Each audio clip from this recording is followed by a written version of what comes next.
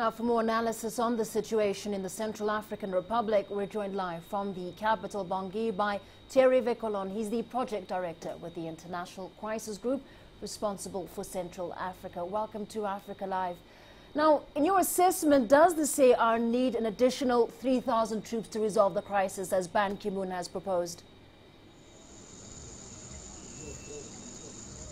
Well, I think 3,000 troops is very few to resolve such a crisis. And when 3,000 troops will be deployed in C.A.R, they will realize that they need probably 13,000 troops or maybe 30,000 troops. C.A.R is a country with the size of France, basically, and there's going to be a need for a lot of military personnel to solve the problem here.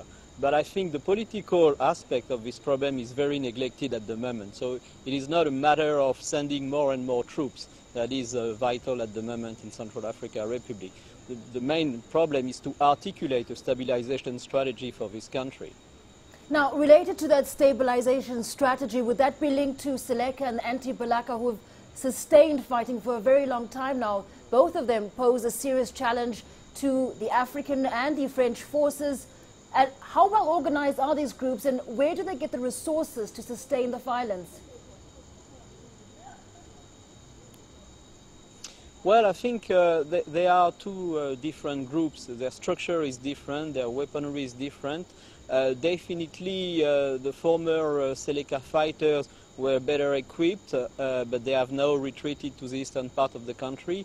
And the anti-Balaka groups have some basic weapons. I mean, AK-47 is probably their most important weapon. So they don't really pose a military challenge to the African Union troops and to the French troops. The challenge they pose is that actually they're able to move wherever they want in the country and sometimes faster than the international forces.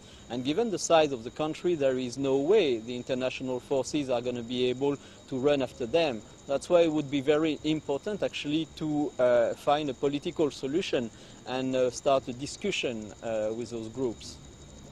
Now, there are also those who argue that the only way forward to resolving the sectarian violence and tensions is to split the country into two, the north for the Muslims and the south for the Christians.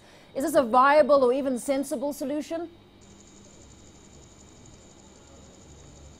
Well, I think the recent event that happened in South Sudan demonstrate that this is not a solution at all, of course.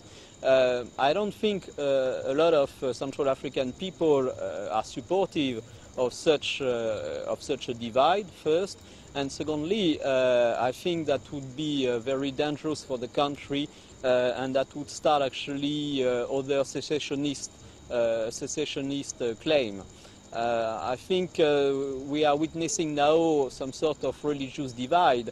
The Muslims are fleeing the western part of the country and going to the east or going to Chad. And therefore, for some people, they start thinking that maybe after the religious divide, there will be a political divide.